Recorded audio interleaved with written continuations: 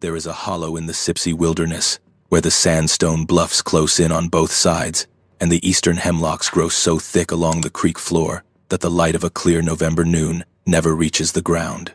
The bluff walls rise 40 feet from the water on each side, and where the north wall curves inward under its own weight at the cap, the overhang creates a corridor at the base that stays dry in any rain and cold in any season. A hunter followed a blood trail into that hollow in the second week of gun season in November of 2018. He had made a shot from his stand at last light, watched the deer flinch and move south, waited 30 minutes, and then followed the trail into the drainage as the afternoon faded toward dark. He expected to find a deer at the end of the trail. What was braced against that bluff face when his headlamp found it, bleeding from a wound along its left flank, watching him with amber eyes from 7 feet of standing height, was a dogman. It did not attack him. What it did instead is the reason he agreed to tell this story, and what it was warning him about is the part that has no comfortable resting place. Before we get into it, let me know where you're watching from, and if you've had an encounter like this. The man who provided this account asked that we change his name. We will call him Lonnie. That is not what the people in Winston County, Alabama, call him. He was specific about why the change mattered. He spent over 25 years working for a road maintenance contractor that held county contracts in Winston and Lawrence and Walker counties in North Alabama, and the professional network that work built is the network he still lives and moves inside. He is known in that county as a man with sound judgment and a clear head. He intends to keep it that way. He was equally specific about what we were permitted to keep accurate. The county is real, the forest is real, the hollow is real, and the bluff and the creek that runs beside it, and the quality of the light in that hollow in November. Only the name is changed. That was the only thing he asked. Winston County sits in the northwest quadrant of Alabama's hill country, south of the Tennessee River Valley, and east of the flat agricultural plain of the Mississippi embayment. The county seat is Double Springs, a small community of around 1,000 people in a county of about 24,000, spread across 812 square miles of mixed farmland, timber company holdings, and national forest. The landscape is sandstone ridgelines running northeast to southwest, with creek drainages cutting between them. And in the western portions of the county, the terrain sharpens into something more dramatic. The southern end of the Cumberland Plateau reaches down into Alabama here and becomes the geology that created the Sipsey Fork Gorge system. The sandstone bluffs in the Bankhead country to the west of Double Springs are not the rolling hills that most people picture when they picture North Alabama. They are steep canyon walls with overhanging ledges and tight creek slots, and hemlock stands growing in conditions that should not exist at this latitude. It is serious country, the kind of country that does not forgive carelessness in any season. Lonnie grew up in Winston County in a family that had been in those hills for generations.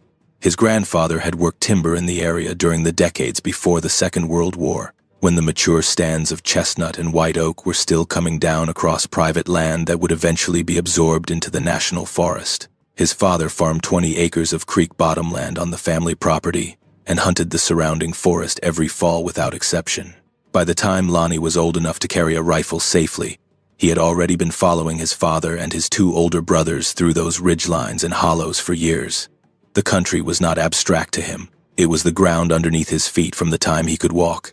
The same ground his grandfather had worked and his father had hunted, and he learned it the way a person learns something they intend to live inside for the rest of their life.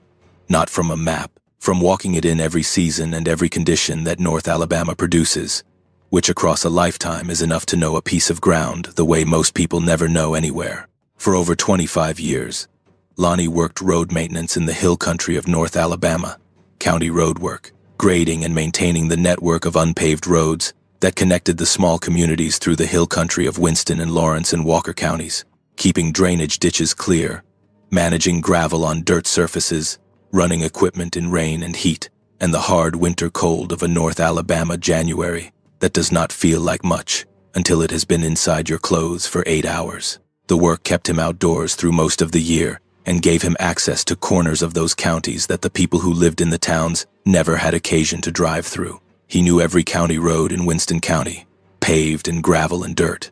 He knew which creek crossings held after a heavy rain and which ones washed out on the second pass. He knew which sections of the rural road network had been improved in the past decade and which sections had not had attention since before he started the job. He knew the Forest Service roads that connected the county system to the interior of the bankhead, and had driven most of them enough times to know which ones stayed passable in wet November weather, and which ones became problems in ways that required specific solutions.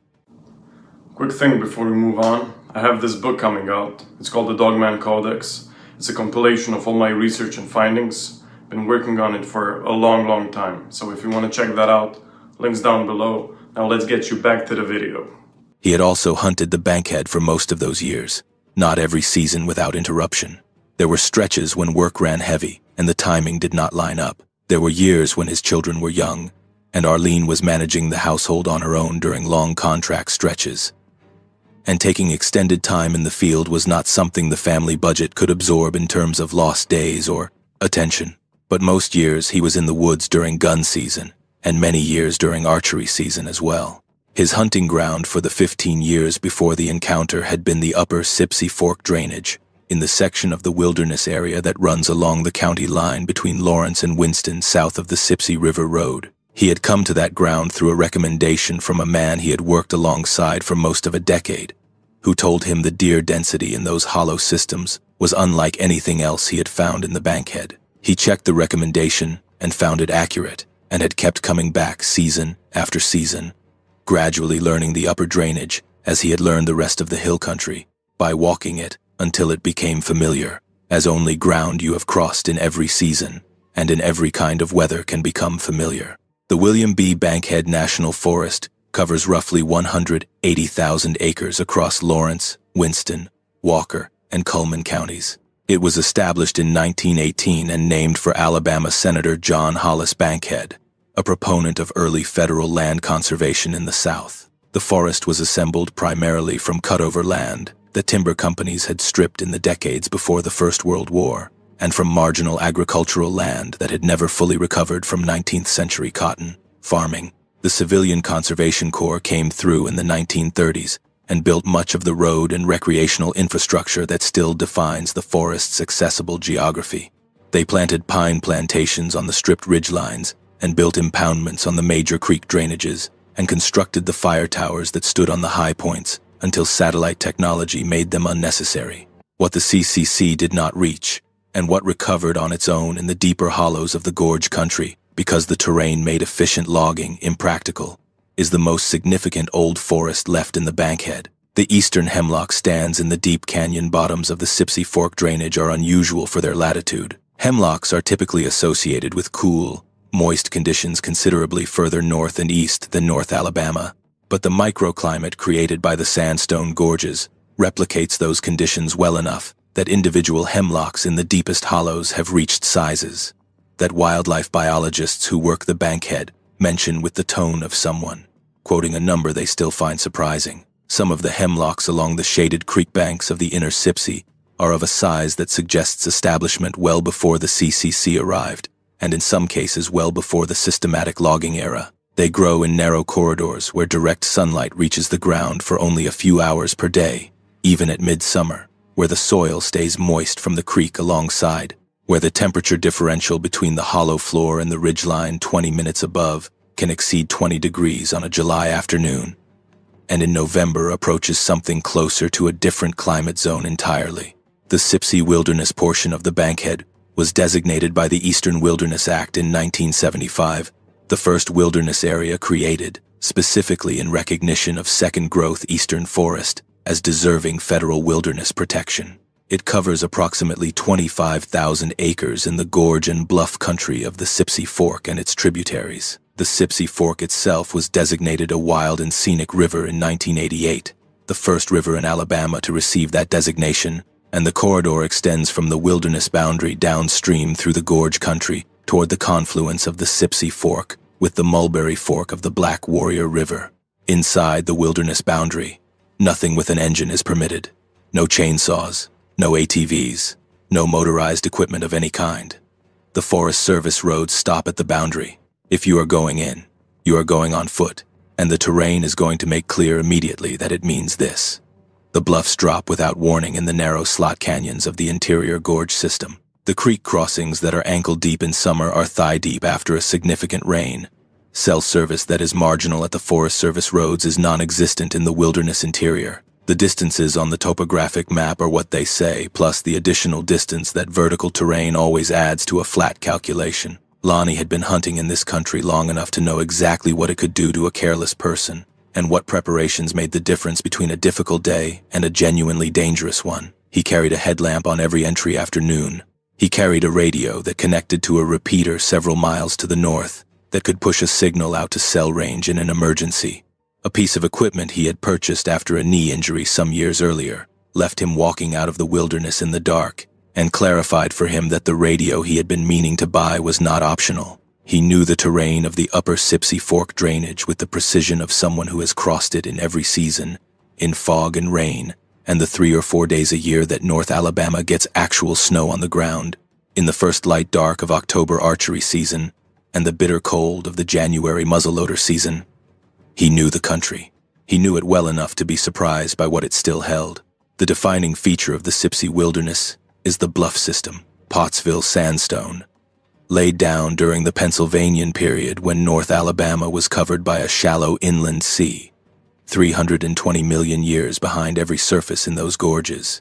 The same rock sequence that runs through the Black Warrior Coal Basin in Walker and Jefferson counties becomes the canyon walls of the Sipsey Fork Gorge in Lawrence and Winston. The bluffs rise from the creek bottoms at angles that range from steep slopes to vertical faces, capped by overhanging ledges where the softer material beneath has eroded away faster than the harder cap rock above. These overhangs, which the people who live near the bankhead call rock houses, are the defining visual feature of the Sipsey. They can run for hundreds of yards along a single bluff face, creating sheltered corridors at the base of the cliff, where the overhang keeps the ground dry through any rain, where the temperature stays cooler in summer and warmer in winter than the exposed ground above, where the depth of the shelter ranges from a few feet to spaces where a person can stand fully upright without touching the rock above. The moss that grows on the inside face of the overhang stays green through November and into December, while everything above has gone brown. In the tight hollows where the bluff walls close in on both sides,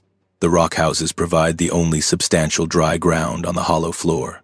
Archaeologists have documented human occupation of these rock houses spanning thousands of years.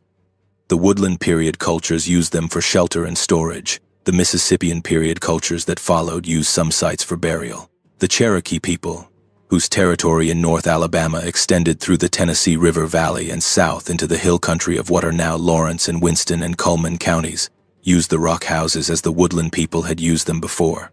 The physical shelter they provided was too practical to ignore across any period of human occupation in the region. The Cherokee people knew this country with a depth of understanding that the European settlement that displaced them never developed and never sought to develop. Their traditional territory included the North Alabama highlands. Their settlements along the Tennessee River Valley extended south into the hill country. The area that is now the Bankhead National Forest was Cherokee hunting ground for generations before European contact changed the terms on which that land was occupied, and the Cherokee understanding of what inhabited the deep forest of the Sipsey country was not limited to the species that appear in any contemporary wildlife management database. James Mooney, the ethnographer who spent years in direct contact with Cherokee communities in the late 19th century and produced the foundational documentation of Cherokee oral traditions in his work on Cherokee myths, published in the 1890s, recorded the Cherokee understanding of the deep forest as occupied territory in ways that went beyond what Western natural history had any framework for. Specific drainages and hollows were recognized as the claimed spaces of beings that had been on the land before the Cherokee, and that operated by rules the Cherokee had learned to work around. The appropriate response to those territories was not confrontation and not reverence in the ceremonial sense. It was recognition. A hunter who needed to pass through territory that was claimed by one of these beings did so efficiently and without lingering. Game was not pursued into certain hollows, regardless of how clear the sign was. This was not superstition, as outsiders interpreted it. It was the practical management of a landscape that contained actors whose behavior the Cherokee had mapped carefully enough to know which situations to avoid. The removal of the Cherokee from North Alabama between 1835 and 1839 killed thousands. Of the 17,000 people displaced and erased from the landscape, everything they had learned about it, over generations, the specific knowledge about which hollows were not for humans to enter, and on what terms the deep forest was shared with beings that had been there before the Cherokee went with them into exile in Indian Territory. What moved into the North Alabama highlands in their place was a settler culture that had no framework for that knowledge and no inclination to request it, even if it had been offered. 180 years later, a retired county road contractor sat in his truck in the dark beside Forest Service Road 60 and tried to understand what had happened to him in a language that his culture had never developed to describe it. The second day of gun season, in November of 2018, was a Thursday. Lonnie had taken Thursday through Sunday off from work, which was his standard practice during rut week, the period in mid-November when the peak of the white-tailed deer breeding season aligns with the opening of Alabama's gun season and produces the hunting conditions that serious deer hunters in the southeast structure their entire fall around. His hunting partner for most of his adult life was a man we will call Dewey, who had grown up in the next county and had hunted the Bankhead with Lonnie for close to 30 years. Dewey could not make Thursday, a family matter he had not been able to defer. Lonnie went alone. He had a stand position he had been wanting to sit all season, on a bench above a drainage that fed into Thompson Creek, a location that had produced good bucks in prior seasons when the conditions aligned. He was not going to sit at home on a rut week Thursday because Dewey had a scheduling conflict. He parked at the pull-off on Forest Service Road 60 before 5 in the morning and hiked in with his headlamp. The morning was cold, upper 20s at departure, forecast to stay cold through mid-morning before climbing into the low 40s by afternoon. He wore his heaviest hunting clothes and put hand warmers in the outer pockets of his bibs. The walk to his stand was 1.25 miles on the Forest Service Trail along the ridgeline before dropping to the bench. He was on stand well before legal shooting light. The morning went slowly.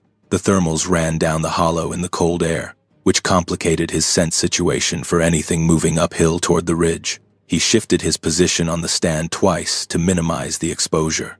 A doe crossed the ridgeline above him at mid-morning, too far and moving wrong. A gray squirrel worked the beech mast directly below for 20 minutes and then vanished into the leaf litter.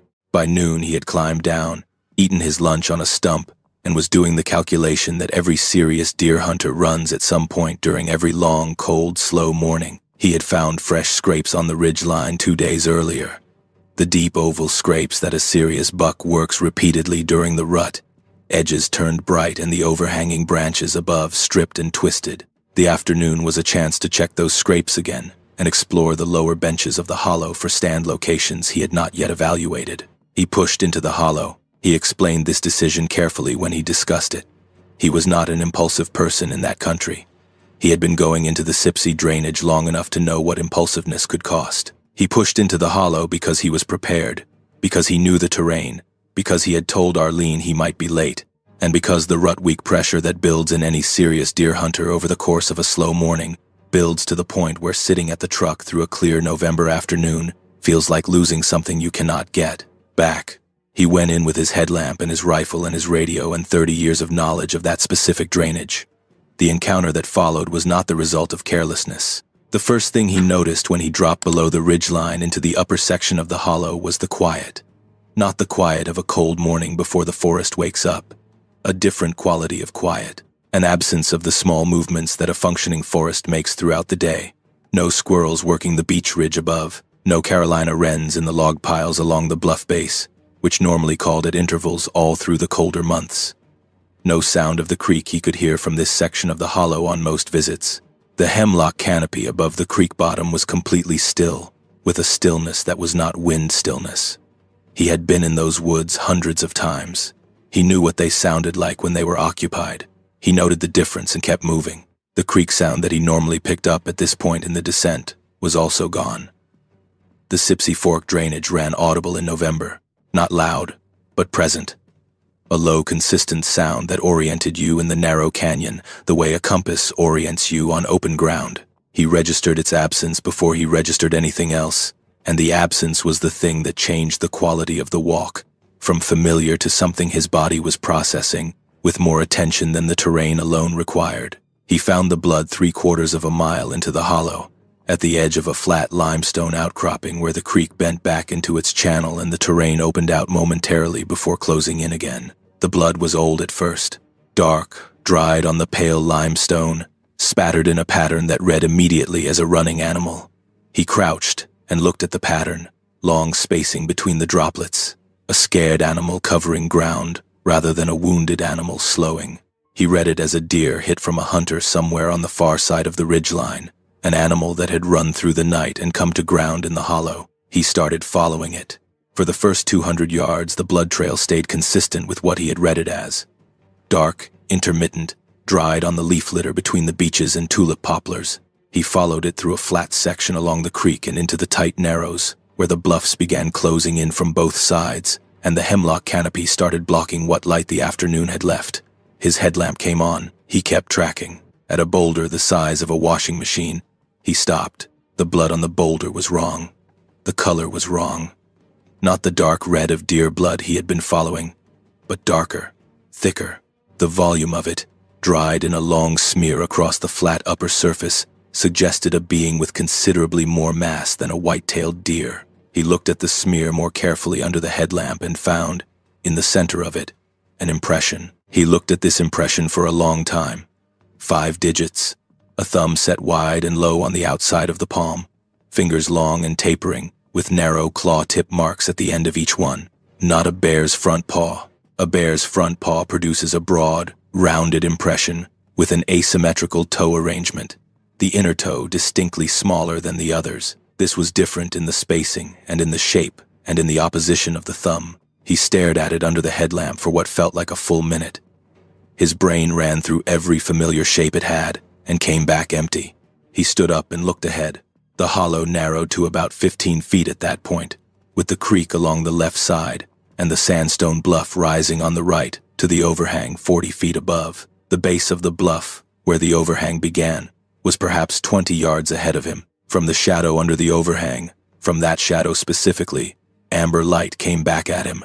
2 points of reflected headlamp, eyes, set at the height of his collarbone or above, and too far apart. He stopped. He could hear it breathing before his mind had fully assembled the rest of the visual. The sound reached him a fraction before everything else did. A slow, deep rhythm in the cold air of the hollow, controlled and measured, carrying something that was neither distress nor calm, but something in between that he could not name. He stood still. The amber eyes looked at him. Neither of them moved. Over the following seconds, which he describes as taking considerably longer than seconds, the headlamp beam assembled the rest of the picture.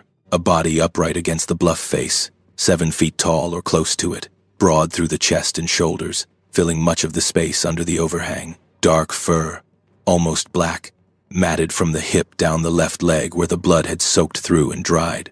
The wound was along the left flank, a tear from the hip joint up toward the lower ribs, 6 to 8 inches of open tissue visible even in the cone of the headlamp, the exposed underlying flesh dark from the hours that had passed since the injury. The dogman had been there for a long time, long enough for the blood to pool and begin to congeal in the packed earth beneath it. The head was wrong.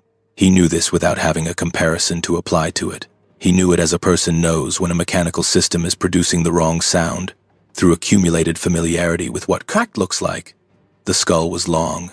The muzzle extended 4 or 5 inches forward from the eye line, not in the blunt profile of a bear's skull, but in the way a canine skull is oriented, with the nose at the end of the muzzle and the eyes well back from the front of the face. The ears stood upright, pointed, set high on the skull. The jaw was slightly open. He did not raise his rifle. He said later that his hands never moved toward it.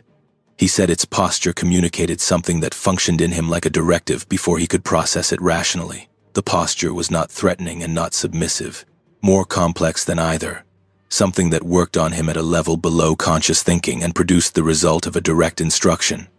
Leave the rifle where it is. He stood with his hands at his sides and the headlamp on it, and his heart beating in a way he could hear clearly, which is what happens to the human cardiovascular system when the body understands it is standing close to something at the top of the food chain.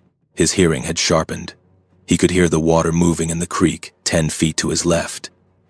He could hear the drip of moisture from the overhang above. He could hear his own breathing, and its breathing, that slow, controlled rhythm that was the first thing he had registered, still moving at the same rate, unchanged by his presence. For what he estimates at 2 minutes, possibly slightly less, neither of them moved. Then, its eyes shifted, not to the ground or to the sides. They moved upward and to the left, toward the rim of the bluff 40 feet above. The head turned slightly in the same direction, and then it vocalized, low, below the register of anything he associated with living things he had spent his life beside. It had tonal components and structured components, a pattern of variation that repeated twice, and then changed on the third iteration in a way he cannot precisely describe, because he does not have a language for the tonal structure of sounds he had never heard before. He felt the low-frequency component in his chest before his ears processed it as organized sound. His sternum vibrated with it. The first two repetitions of the pattern were identical. The third was different. Its eyes came back to him. They held his for a moment. Then they moved to the bluff rim above, then back to him. The sequence repeated, rim, him, rim, him, 4 times in the space of 30 or 40 seconds, in a pattern specific enough that his mind, working through the disorientation of everything else happening simultaneously, eventually landed on the only interpretation that fit. The dogman was not reacting to him, and separately reacting to the rim. It was directing his attention between the two. There was something above them on the bluff. It was telling him. He took a step back. The amber eyes came to him immediately. Held. He took another step, and then turned and moved through the hollow the way he had come in. Not running. Running on the boulder-strewn, hemlock-rooted floor of the hollow in the dark would have been a broken leg waiting to happen. He moved fast, placing each foot with care, covering ground as quickly as the terrain allowed. When he reached the flat limestone shelf, he increased his pace. When the hollow widened, he went to a jog on the more open ground, 50 yards past the bend in the creek. The bluff wall on the right side of the hollow stepped down to about 20 feet. There was a sandstone face he had climbed before on scouting trips, a route with natural ledges and handholds worn into the rock by water. Negotiable, if you knew where to put your hands and feet. He had been up it in daylight with a day pack. He went up it now in the dark with the headlamp off, working from memory and from touch. His rifle across his back, his hands on the sandstone, which was cold and slightly damp, with the perpetual moisture of the hollow and rough in the way of old concrete. He did not fall. He moved carefully, and he did not fall, and he reached the top and crawled back from the edge into the thick timber of the ridgeline, and got himself behind a white oak, 40 feet from the rim, and shut his headlamp off completely. He waited.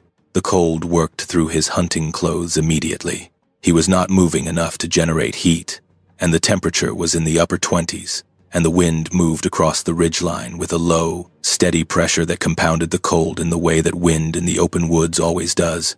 He ignored the cold. He listened. He heard them before he saw them. The sound of something heavy moving through dry November leaf litter carries at distance in cold air, and what he heard coming from his right, from further north along the ridgeline, was multiple sources of that sound. Heavy, purposeful, moving toward the bluff edge above the hollow. He tried to count the sources and came up with 3, though he acknowledged later that one of them was moving more quietly than the others, and he might have been underestimating. The movement converged toward the rim of the bluff above the overhang, where the wounded one had been braced. They stopped at the edge. He could see shapes against the sky. The western ridgeline still held the last pale orange of the November sunset behind the bare tree line, and the shapes at the bluff edge were silhouetted against it, 3 of them, upright, broad through the chest and shoulders in a way he recognized from 40 feet below in the hollow. The head profiles showed in silhouette, elongated muzzles, ears upright and pointed, set high on the skull. The largest of the 3 stood at the rim and called down. The sound carried in the cold air of the slot canyon below him, low, structured, different in quality from what the wounded one had produced, but recognizably related to it. The same instrument, different content. From below, the response came back, shorter, subdued, the quality of communication from something in pain rather than something at full capacity. The 3 at the rim moved south along the ridgeline for perhaps 40 yards to where the bluff height stepped down to a more manageable grade. And then they went over the edge. He could hear them descending, heavy movements on rock and then heavier impacts on the boulders at the hollow floor.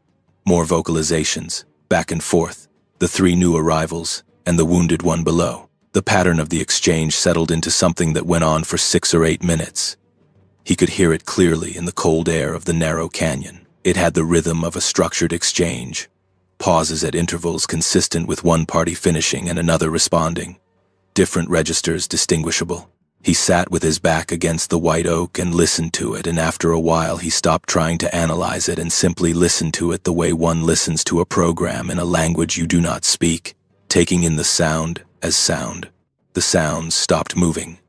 The hollow went quiet. He sat against the oak for 30 minutes. After the last vocalization faded, 30 minutes of cold and dark, and his own breathing. Then he stood and walked north along the ridgeline to a section where the backslope was gentler and the descent was through more open timber, and he came down off the ridge in the last gray of the twilight and cut across to the creek and followed the Forest Service trail back to his truck on Forest Service Road 60. He sat in the truck with the engine off for close to half an hour. The windshield fogged slowly from the inside. He did not start the engine. He did not reach for his phone. He sat with his hands on his thighs and let the experience settle around him in the dark cab, and when the shaking in his hands had dropped to something he could manage, he drove home. He ate dinner. He sat at the kitchen table across from Arlene and told her everything. He did not hold any of it back. The blood trail and the change in it. The handprint on the boulder, the being under the bluff, its wound, its posture, the amber eyes, the fact that his hands had never moved toward his rifle. The vocalizations, the directed gaze between the rim and himself, the climb out of the hollow and the shapes at the rim, and the sounds of the group descending into the hollow below him. Arlene listened without interrupting. When he finished, she was quiet for a period that lasted long enough that he wondered if she was waiting for him to say something more. Then she asked if he had been frightened. He said yes, a kind of fear that was different from anything he had felt in the woods before, not the immediate danger kind of fear, though that was present as well, the kind that comes from not understanding what you are looking at, and from knowing in that moment that not understanding had been genuinely dangerous. She said she believed him. She said it directly, and without qualification. She said she had never known him to describe something he had not experienced, and she was not going to start doubting him now. But she said she needed time to think about what it meant, because her understanding of the world also had a gap that this information was sitting inside, and she needed to figure out how to hold it. He did not sleep much that night. The next morning he called Dewey. He said something had happened in the hollow and he needed to talk in person. They met at a diner in Double Springs that afternoon. Lonnie told him everything, the whole account, from the limestone shelf to the truck. Dewey listened without asking questions while Lonnie was talking. When Lonnie finished, Dewey was quiet for a long time. The waitress came and refilled their coffee and went away. Then Dewey asked 2 questions. He asked if Lonnie had been drinking before he went in. Lonnie said no. Dewey asked if the wound could have been a rifle round. Lonnie said he did not think so. The wound looked like something had been wrapped around the flank and cut through the tissue when the one in the snare wrenched itself free. A tearing wound, not a ballistic wound. The edges were torn, not fragmented in the way a bullet wound fragments. Dewey nodded. He said he believed Lonnie. He said it without hesitation. And then he said what Lonnie had not expected. He said he did not want to go back into that hollow, either of them. Lonnie said he had not been planning to. They have not gone back, either of them. What Lonnie found on the face of the bluff when he was climbing out, which came back to him clearly the morning after the encounter, was a cable snare remnant. It had been caught on a sandstone outcropping about 4 feet up the rock face. The steel cable looped at one end around the rock and frayed and pulled apart at the other end, in the way that heavy-gauge cable fails when an anchor is overwhelmed, rather than when the line is cut clean. A loop of steel cable, roughly 3/8 of an inch diameter, the type used in heavy-duty feral hog snares throughout rural Alabama. Feral hog management is a genuine, practical concern across much of rural Alabama and has been for decades. The invasive swine population causes millions of dollars in agricultural and ecological damage annually, and property owners and wildlife managers use various control measures, including cable snares, to manage populations on specific parcels. The snares are legal on private land with appropriate authorization. They are not a permitted control method in the Sipsey wilderness under any authorization available to a private operator. Setting a cable snare in a federally designated wilderness area without a Forest Service permit is a federal violation. The snare at the base of that bluff had been set illegally, and whatever got caught in it was something considerably larger and considerably stronger than a feral hog. Lonnie reported the snare to the Forest Service law enforcement office covering the Bankhead. He described finding a cable snare in the wilderness area while deer hunting and reported the general location. He did not mention what he had found. He was clear about this when he discussed it with us. He reported the snare because illegal trapping in a designated wilderness area was a genuine conservation violation, and he had a civic instinct about reporting it. He did not mention it because the conversation that would have followed would not have served any purpose he could see. The Forest Service responded. A law enforcement officer hiked in to the location Lonnie had identified. He found the snare, still caught on the outcropping.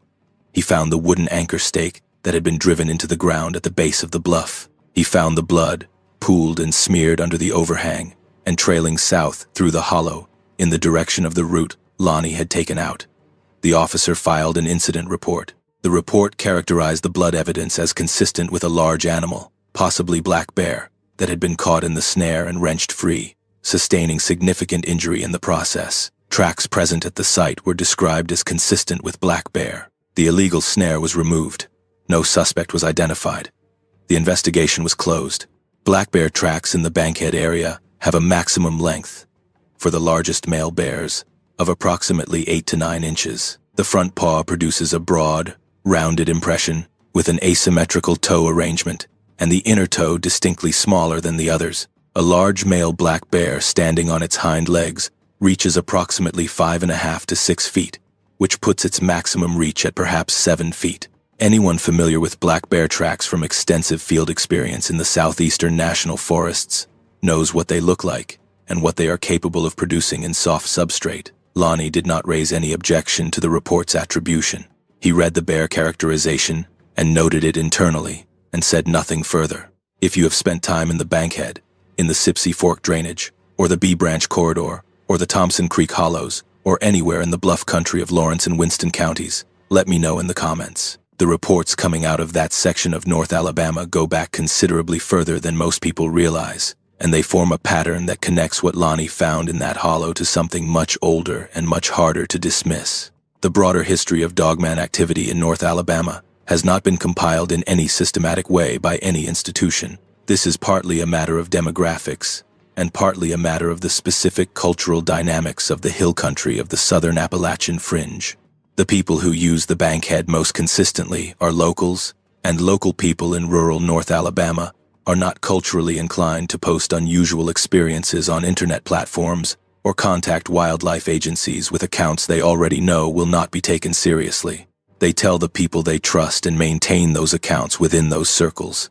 And within those circles, across Winston and Lawrence counties and the surrounding communities that have lived in relationship with the Bankhead for generations, there are stories about the Sipsey that are not about deer or turkey or the slowly recovering black bear population. Lonnie had heard some of those stories before November of 2018. He had sorted them into the category he applied to most hill country oral traditions of this type, the category of exaggeration applied to stories with a mundane explanation, and had grown in the telling. He had not paid them serious attention. After November of 2018, he revised that assessment entirely. The oldest account he eventually tracked down, through the informal social network of Winston County hunters and longtime families, came from a man who had worked as a timber cruiser in the Bankhead in the late 1950s, decades before the wilderness designation closed the interior to mechanized equipment. This man had died in the early 2000s, but his family had heard his account of an encounter in a hollow south of the Sipsey Fork repeated enough times through their childhood that when a mutual acquaintance connected it to Lonnie's account, the family could describe it with specificity. The timber cruiser had followed a creek bottom into a hollow, working a section of forest his company was evaluating. He had come around a bend in the creek and found something at the base of a bluff overhang that he described to his family as a creature that walked on 2 legs and had the head of a dog. He turned around and walked out. He did not finish the survey of that section. He told his company the terrain in that drainage was not accessible for commercial operations. The family knew the terrain was not the reason. The hollow he described is consistent with the hollow where Lonnie had his encounter. Not identical, but within the same drainage system, the same bluff country, the same cluster of rock house shelters along the same creek system, a 60-year gap between the 2 accounts. 2 men who had no connection to each other and no knowledge of the other's experience, both describing the same hollow system and the same bluff overhangs, and the same quality of eyes watching them from the base of the rock. This kind of cross-temporal consistency in independent accounts is what Lonnie found throughout the research he undertook in the winter after the encounter, And it is what the DOGMAN research community has been documenting across the Great Lakes and the Pacific Northwest and the Appalachian Corridor for decades. Reports from the broader Bankhead area, collected through family histories and hunting community oral records, go back through the decades following the National Forest's establishment in 1918. There are accounts from the 1920s and 30s that describe encounters in the deep hollows of the Sipsey country with large, upright canine beings that the people who encountered them had no framework to process. These accounts survived in family oral tradition rather than in any written record. The people who had the encounters were farmers and timber workers and hunters. They processed the experience within the cultural and religious frameworks available to them, which generally meant a quiet acknowledgement that the deep hollows contained things that were not to be trifled with, and an adjustment in their behavior to reflect that knowledge. The informal result was a pattern of avoidance. People stopped camping in certain hollows. Hunters shifted their pressure to other sections of the drainage. Children were told, without specific explanation, to stay out of certain creek bottoms. No explicit agreement. No meeting was held. The knowledge passed through communities in the way all practical knowledge passes, through observation and repetition, and the correction of people who had not yet learned it. This behavioral adaptation, the informal territorial avoidance that communities develop around locations where encounters have occurred, is something Linda Godfrey documented extensively across the Great Lakes region during her 30 years of research. Communities in Wisconsin and Michigan and Indiana that had experienced DOGMAN encounters in specific locations developed informal norms around those locations over time. People stopped camping there. Hunters avoided them. The practical result was a buffer zone around areas of established activity, not because anyone had made a conscious decision to create such a zone, but because the social transmission of avoidance behavior through family and community networks accomplished the same result without requiring any explicit acknowledgement of what was being avoided. Lonnie observed exactly this pattern in the specific history of the upper Sipsey Fork drainage. The hunters he knew who had hunted the Bankhead for decades had not consistently pushed into the tightest hollows, not the deepest slots where the bluffs closed in on both sides. The reason given, when a reason was given at all, was that the terrain was difficult and the hunting pressure low because the deer did not concentrate in those tight hollows in numbers that justified the effort. Lonnie had reason to believe, after November of 2018, that the difficulty of the terrain was not the whole story. The Cherokee people who occupied the North Alabama highlands before the removal of the 1830s and 40s understood the Sipsey country with a depth that has not survived in any publicly accessible form. Their settlements along the Tennessee River Valley extended south into the hill country of what are now Lawrence and Winston and Cullman counties. The upper drainage of the Black Warrior River system, which includes the Sipsey Fork, was Cherokee hunting ground for generations before European contact, and the Cherokee understanding of what lived in the deep hollows of the gorge country was not limited to the biological species that any current management agency recognizes. Mooney's documentation of Cherokee oral traditions in the 1890s describes the deep forest of the southern highlands as occupied territory in ways that go beyond biological inventory. Specific drainages and hollows were recognized as the claimed spaces of beings that had been on the land before the Cherokee, and that operated by territorial logic, the Cherokee had learned to work around through long experience. The appropriate response to those territories was not confrontation and not ceremonial engagement. It was practical recognition. A hunter who needed to cross claimed ground did so quickly and without lingering. Game was not pursued into certain hollows. This was the kind of practical ecological knowledge that the Cherokee maintained about all significant presences in their landscape, and it was applied to these beings with the same precision. It was applied to bear habitat or elk migration corridors. The beings were real. Their territories were real. The protocols that governed encounters with them were real and had been developed through real outcomes over generations. The removal of the Cherokee from North Alabama did not remove what they had been working around. It removed the people who had mapped the territory and understood the protocols. What moved into the Bankhead Highlands in their place was a culture that had no knowledge of what the hollows contained, and no institutional framework for developing that knowledge, even if individual members of that culture had encounters that would have provided it. This is the context in which Lonnie found himself standing 8 feet from an amber-eyed dogman in a sandstone hollow in November of 2018. At the end of a long chain of encounters that stretched back through generations of people who had entered that country and found the same thing. some of whom had understood what they found, and most of whom had not, all of whom had carried the knowledge in silence because the systems around them had no place for it. The winter of 2018 into 2019 was the period during which Lonnie processed the encounter in the closest approximation of systematic investigation that he was capable of alone. He was not, by his own description, a research-oriented person before November of 2018. He was an outdoorsman and a practical person whose relationship with books and extended reading was primarily functional. The encounter changed that. He started looking for anything that described what he had seen, in any format he could find. He found Linda Godfrey's work within the first few weeks. Godfrey, the Wisconsin journalist who began investigating the Bray Road Beast sightings near Elkhorn, Wisconsin in 1991, after an article she wrote for a local paper, opened what she described as a continuing flood of similar reports from across the region, spent 30 years compiling and analyzing dogman encounters from the Great Lakes and beyond. Her methodology was that of an investigative journalist applying serious professional standards to material the mainstream media treated as spectacle at best. She interviewed witnesses. She cross-referenced accounts.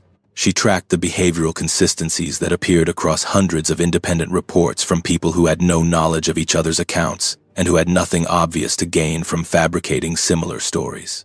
What Lonnie found in Godfrey's work was a description of the dogman he had seen under the Sipsey bluff, rendered in different language from different geographies, but with a specificity that produced a specific physical response when he read it. The amber eye shine, the upright posture, the canine head with forward-facing eyes, and the muzzle extending from the eye line in the way a dog's skull is oriented, not a bear's skull, and not a human skull. The physical dimensions, the dark fur, the individual articulated fingers with narrow claw tips, the intelligence visible in the attention being directed at the observer, the restraint when attack was clearly possible. All of this was in Godfrey's documentation of Great Lakes accounts, drawn from witnesses describing Wisconsin and Michigan and Indiana, 2,000 miles from the Sipsey wilderness in North Alabama. He read through the night on multiple occasions that winter. Arlene noticed. She did not ask him to stop or ask him directly what he was reading, but she left a light on in the kitchen for the nights when he was up past 2 and made sure there was coffee in the morning without making anything of it. They had been married long enough that she knew the difference between the kind of processing he could do in conversation and the kind he had to do alone, and she gave him the space for the alone kind without withdrawing from him while he was doing it. The Steve Cook discovery was the thing that disturbed Lonnie in a specific way he had not anticipated. Cook, the Michigan radio disc jockey who wrote The Legend in 1987 as a calculated April Fool's fabrication, had invented the entire thing from nothing, written a song describing it, and played it on the air as a prank. He had invented the bipedal canine. He had invented the amber eye shine. He had invented the forest territory, the nocturnal behavior, the physical dimensions. He had made all of it up, and the station's phone lines had been overwhelmed with calls from people who recognized in the song's description something they had personally experienced. People who had never known there was a name for it. People who had been carrying their accounts in silence for years because they had nothing to file them under. The song did not create the phenomenon. The song gave the phenomenon a name and gave witnesses the permission structure to acknowledge it. What disturbed Lonnie was that Cook had invented the details, and had apparently accidentally gotten them exactly right. The amber eyes, the upright posture, the canine head profile, the territorial forest behavior. The size. A disc jockey in Traverse City, Michigan, in 1987, inventing a radio prank character, producing a description that matched what hundreds of people across the Great Lakes region had seen independently, across decades, without knowing each other's accounts. There are two ways this can be explained. Either the dogman is a cultural archetype that Cook tapped into from some collective source that also produced the independent sightings, or Cook invented a description of something that exists independently of his description of it. Lonnie had done enough reading by midwinter to know that the second explanation was supported by accounts that predated Cook's song by decades, and in one notable case by exactly 1 century. The Wexford County account from 1887 described 2 lumberjacks in the logging camps along the Manistee River in northern Michigan, who encountered a being with a man's body and a dog's head, a being that moved on 2 legs and had amber eyes and displayed the kind of territorial presence that the dogman research community has been documenting in one form or another across the entire intervening period. The behavioral characteristics of the 1887 Wexford County account The upright posture, the amber eye shine, the territorial presence, the restraint when attack was possible, matched the characteristics of what Lonnie found under the Sipsey bluff in November of 2018, with a specificity that 130 years of distance and 2,000 miles of geography should not produce if both accounts are fabricated. The consistency argues against fabrication. The consistency argues for something real that has been on the North American continent for longer than any institutional framework has been prepared to recognize. The Cherokee knew it was in the hollows of the North Alabama highlands. The lumberjacks in Michigan encountered it in 1887. Linda Godfrey documented it across the Great Lakes from the 1890s through the present, and in November of 2018 it was in a hollow in the William B. Bankhead National Forest in Winston County, Alabama, braced against a sandstone bluff face, bleeding from an illegal snare wound, warning a hunter to leave before the rest of the group came down from the rim. What Dewey told Lonnie at the Double Springs Diner was something he had not volunteered during the phone call and would not have volunteered that afternoon if Lonnie had not told his own account first. He delivered it quickly, flatly, the way people deliver information they have been carrying alone and have decided to put down.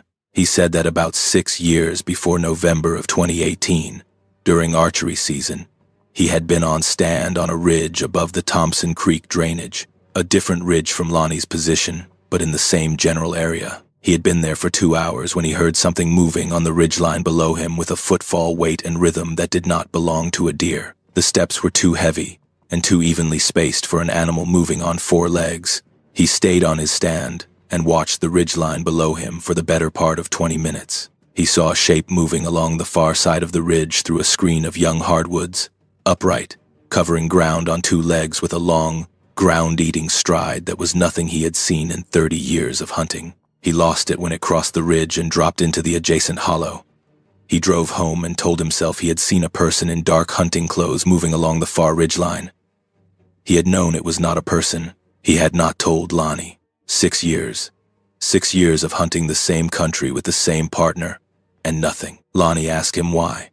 Dewey said what everyone in every similar account eventually says, expressed in the particular way of his own personality.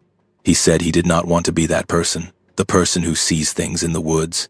That phrase is the most powerful mechanism in the entire system of silence that surrounds this phenomenon. Not institutional suppression and not active conspiracy, but the individual rational calculation that every credible person in a small community makes when they weigh the cost of disclosure against the cost of silence. The cost of disclosure is asymmetric and immediate.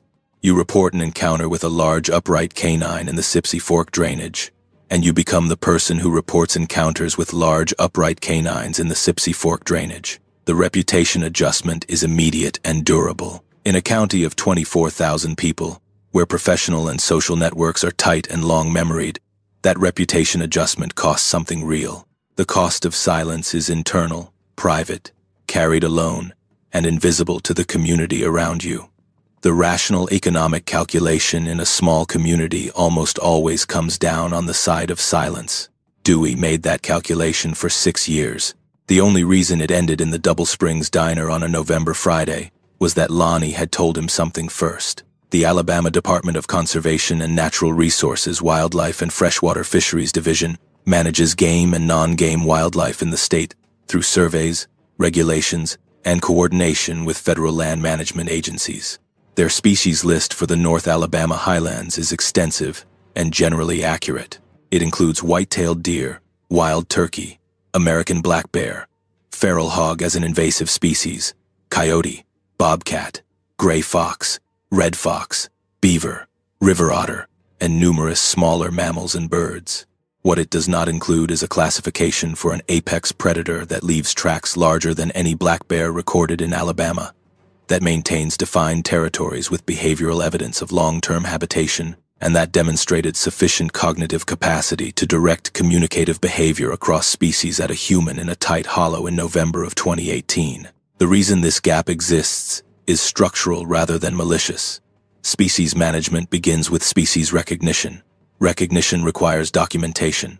Documentation requires that someone with institutional authority engage with evidence in a formal scientific process. For that engagement to happen, evidence has to reach the right people through the right channels. The reporting channels are designed to receive reports about recognized species. Accounts of things outside the recognized species list go to a general intake log that generates no systematic follow-up because there is no protocol for investigating reports of unclassified large predators in Alabama, because the protocol was designed to manage the species that are on the list, and the species on the list was assembled without the information that would make a new entry necessary. The loop closes without breaking. If Lonnie had walked into the Wildlife and Freshwater Fisheries Regional Office in Decatur after the encounter and described what he had seen in the hollow, the conversation would have followed a course he could have predicted. The officer would have listened politely. They would have referenced the black bear encounter protocol, which is the nearest available category for large mammal encounters in North Alabama. They would have noted the account in a general log, and nothing further would have happened, because there is no investigation protocol in the Alabama DNR for an encounter with an undocumented large bipedal canine, and there is no one in the agency whose job description includes initiating one. The Forest Service investigation of the illegal snare demonstrated this pattern exactly. The blood was there. The volume of it exceeded what a trapped feral hog would produce. The tracks were there, whatever their measurements were in the official record, and the report filed those facts under the nearest available category and closed the case. Not because the officer was incompetent, because the institutional framework within which that officer worked has specific categories for large animal evidence in the bankhead, and the evidence fell outside those categories, and the path of least institutional resistance was attribution to the nearest familiar species. Black bears are present in the bankhead and recovering in population. A bear-attributed blood trail and a bear-attributed set of tracks fits within the existing information architecture of the Forest Service's incident documentation system. An undocumented large bipedal canine does not fit anywhere in that architecture. There is no form for it. There is no field to enter it into.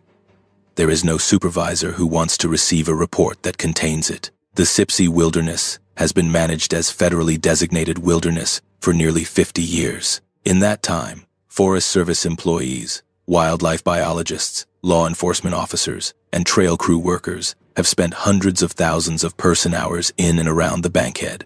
Some of them have found evidence they could not explain. Some have had encounters they did not report. Some have filed incident reports that attributed unexplained evidence to the nearest available category without fully believing the attribution. The accumulated weight of those individual decisions, each one defensible on its own institutional merits, is a system-wide inability to see what the Cherokee saw for generations and what Lonnie saw in November of 2018. The question of what the warning required of the wounded creature is the one Lonnie has returned to more consistently than any other element of the encounter. It is not the one that is easiest to think about. The warning required that a severely injured being, braced against a bluff face in significant pain, in the immediate aftermath of a traumatic escape from a mechanical trap, in a narrow hollow with no quick exit, maintains sufficient cognitive capacity to assess the presence of a human, assess the approach of its own group from above, recognize the conflict between those two facts, and direct behavior at the human that was specifically calculated to produce the human's departure before the group arrived. Every step of that sequence requires cognitive resources. The being was depleted. It was hurting. It was in a compromised state that would, in most animals, produce either aggressive defense or complete withdrawal of attention from anything not an immediate threat. Instead, it ran what amounted to a directional communication protocol with a species it was not a member of. It identified the human as the variable in the situation that could be influenced. It used a behavioral and vocal mechanism to communicate directional information across a species barrier. And the mechanism worked. Lonnie understood it. He acted on it. He left. What that sequence implies about what the beings in the Sipsey know about humans is what sits at the center of everything Lonnie has struggled to process. Its behavior was not instinctive in any sense that instinct applies to known wildlife. A dog does not perform a directed gaze protocol between a threat source and a companion who needs to be warned. A coyote does not sequence vocalizations to communicate directional information to a human in a stressful situation. What Lonnie watched unfold in that hollow was the application of a cognitive model that the being clearly held about how humans process information. A model sophisticated enough to produce a communication strategy that succeeded. That kind of cognitive modeling requires extended observation, It requires something that can watch humans over time, learn how they process environmental information, and apply that learning to the construction of a strategy. It requires, in short, a long accumulated understanding of us that could only come from watching us carefully for a very long time. The question this raises about the nature of what lives in the Sipsey Fork drainage is one that Lonnie has circled many times without arriving at a satisfying answer. He does not believe they have human intelligence applied through a non-human body. He has read enough of the research literature to know that the behavioral record suggests more like territorial intelligence, the intelligence of a social predator with a long memory and a strong capacity for pattern recognition and strategic application. But the communication in the hollow was not territorial strategy in the narrow sense of that term. It was an orientation specifically toward the human's well-being, or at least toward a resolution that resulted in the human's safety. Whether that orientation was intentional and directed, or was the product of the dogman managing its situation so that it happened to benefit Lonnie, is a question he genuinely cannot answer. Arlene approached this question in a manner that surprised him, which was methodically and empirically over the course of the winter and spring following the encounter. She was not an outdoors person in the way Lonnie was, and she had no personal experience of the kind of attention a wild thing can give you at close range. But she had a practical, clear-headed intelligence that she applied to the question of the warning with the same rigor she applied to everything that mattered to her.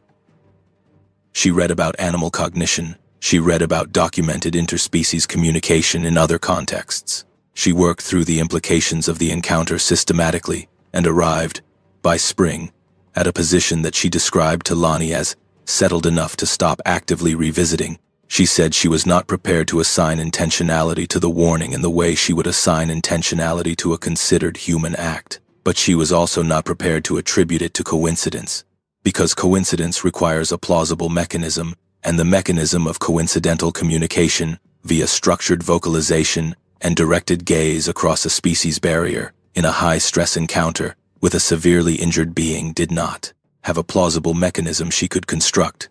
She said she had landed on this.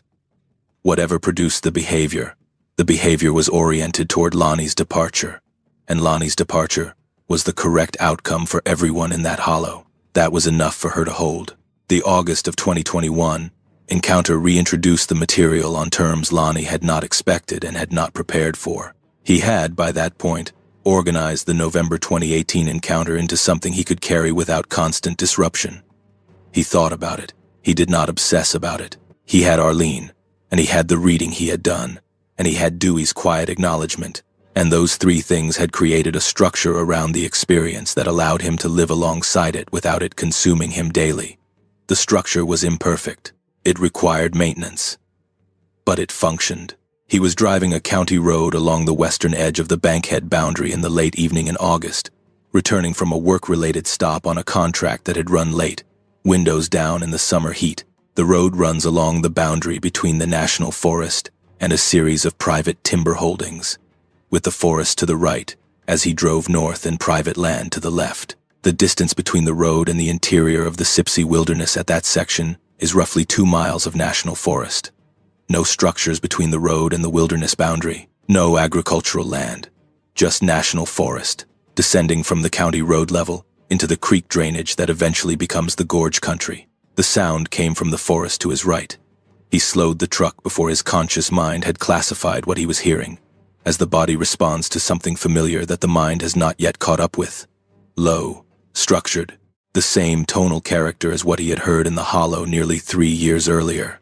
Not identical, different enough in specific pattern and register that he understood it as a different individual, not the same individual he had encountered in the hollow, but the same category of sound, the same instrument, producing a different piece. He stopped the truck, rolled both windows up, and locked the doors. Sat there for a few minutes. The sound did not repeat. The forest beside the road was completely still in the specific way he had learned to recognize from the hollow. Not wind stillness, but the stillness of a forest where the wildlife has quieted for a reason. He drove home. He told Arlene that evening. She had been through enough of this by then that her response was measured and practical. She asked if he was all right. He said yes. She asked if he wanted to talk about it further. He said not that night. She left it there. She had learned that the processing he did around this particular subject was primarily internal, and that her role was to be available rather than to initiate. What the August 2021 incident established, as a piece of evidence that Lonnie has turned over many times since, is that the territory in use extends beyond the hollow where the encounter occurred, and beyond the immediate area of the Sipsey Fork drainage. The county road where he heard the vocalization borders the national forest 2 miles from the wilderness boundary. Between the road and the interior of the Sipsey, there is nothing except national forest. Whatever produced the sound was somewhere in that 2-mile strip of national forest, moving along the corridor between the more protected interior habitat and the forest edge where human activity is sparse but not absent. This is consistent with what the research literature describes as territorial edge behavior, the use of marginal habitat zones as movement corridors by species that maintain core territories in more protected interior areas. But it is also consistent with something more intentional, a being that has mapped the boundary between the forest and the human world and uses the corridor between them with the same intentionality it brings to everything else. Lonnie observed it doing. The beings in that drainage are not contained by the wilderness boundary. They were not contained by the national forest boundary in August of 2021. They move where they have always moved, along the corridors of the landscape that existed before the management frameworks were drawn around them. Lonnie retired from his contracting work about 2 years after the August incident. He was not quite at the age where retirement had been the plan, but the contractor he had worked for was winding down the operation as the principal owner approached his own retirement, and the terms of the agreement that brought the operation to a close were reasonable enough to accept. He took the settlement and stepped away. He says the timing was not connected to anything related to the bankhead. He may be right about this. He may not be. The question he cannot fully answer, and does not try to, is whether the years of living alongside the knowledge of what was in that hollow had gradually changed his relationship to the work that brought him to the forest boundary every day. The hardest part of his current situation, which he describes without self-pity but with a directness that makes clear he has thought about it carefully, is the arithmetic involving his adult son. His son is in his early 30s. He hunts. He hunted the bankhead with Lonnie through his teens and early 20s, and continues to hunt the national forest on his own, including sections of the Sipsey Fork drainage. He sets trail cameras on public land. He goes into the forest alone during archery season in October and during the rut week in November. He goes in with the confidence of someone who knows the terrain and understands the wildlife as he has always understood it, which is to say with the confidence of someone operating on an incomplete inventory of what the forest contains. Lonnie has not told him. He has considered it many times. The ethical case for telling him is straightforward. His son is walking into terrain that contains something he has not been given the information to be appropriately careful around. A parent who has relevant safety information and withholds it from an adult child who would benefit from having it is making an ethical choice that is difficult to defend in the abstract. Lonnie understands this. He does not defend it in the abstract. He defends it specifically. He knows his son. He knows that his son's response to being told there is a dogman in the upper Sipsey Fork drainage would not be to avoid the upper Sipsey Fork drainage. It would be to go looking for it. The combination of physical confidence and curiosity, and the specific kind of belief that a son extends to a father's word, would produce exactly that result. And the scenario in which his son goes into one of those tight hollows with a trail camera and a rifle, and the intention of finding what his father described to him is a scenario that Lonnie cannot contemplate without a kind of dread that goes well beyond ordinary parental worry. He carries this arithmetic alongside everything else. It does not resolve. He suspects it will not resolve in any way that produces a clean answer. The beings Lonnie observed in that hollow, the wounded individual, and the 3 who came down from the rim, had been on that land since before any of the management frameworks that now govern it were conceived. The Wild and Scenic River designation of 1988, the Wilderness designation of 1975, the Bankhead National Forest establishment of 1918, the treaties of removal in the 1830s and 40s, the first permanent European settlements in the North Alabama highlands in the 1780s and 90s. Each of these frameworks arrived to govern land that was already occupied by beings whose relationship to that landscape predated the frameworks by more time than the frameworks were designed to contemplate. The Pottsville sandstone of the bluff walls is 320 million years old.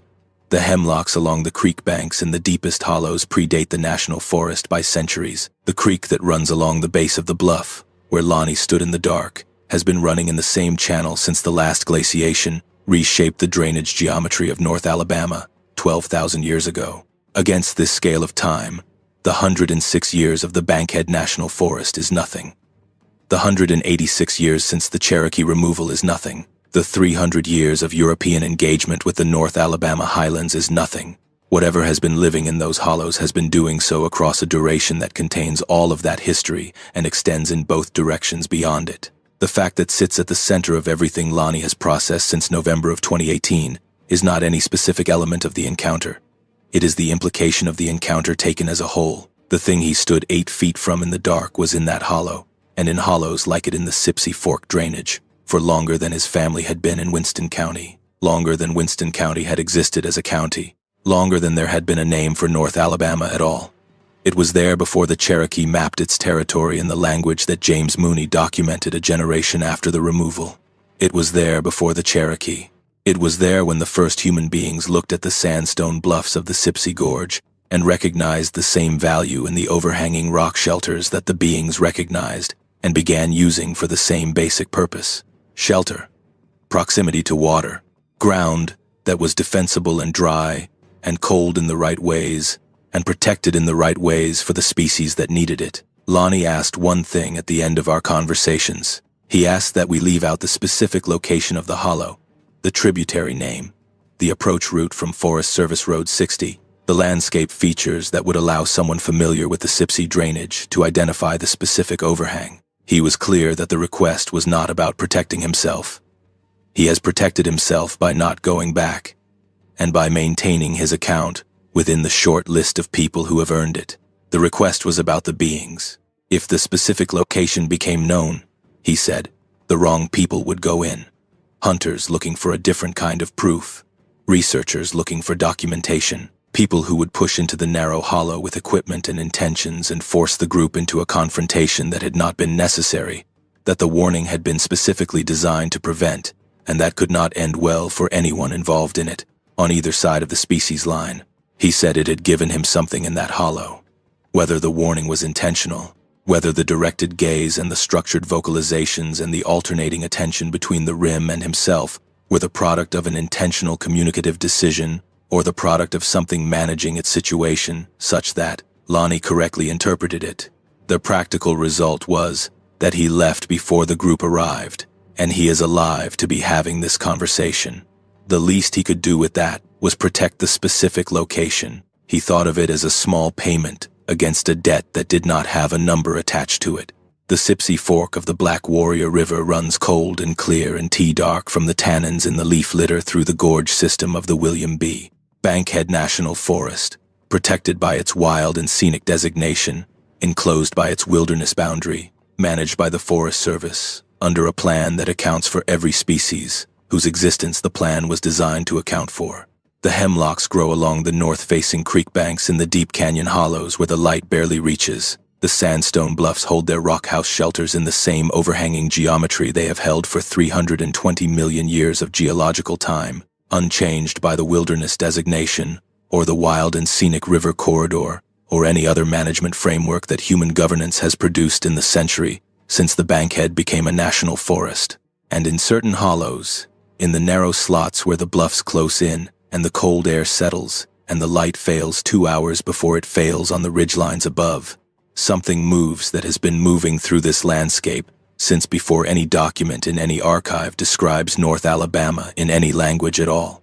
A being that watched the Cherokee learn to work around its territory, and watched the settlers move in, and watched the loggers come through, and watched the Forest Service arrive to manage what the loggers left. One that has adapted to every human incursion into its habitat by becoming more careful and more selective and more strategic, by learning the patterns of the people who enter the forest and adjusting its movements accordingly, by maintaining an existence so precisely calibrated to the margins of human awareness that the evidence it leaves behind gets attributed to bear, and the file gets closed, and the management plan gets updated with nothing changed.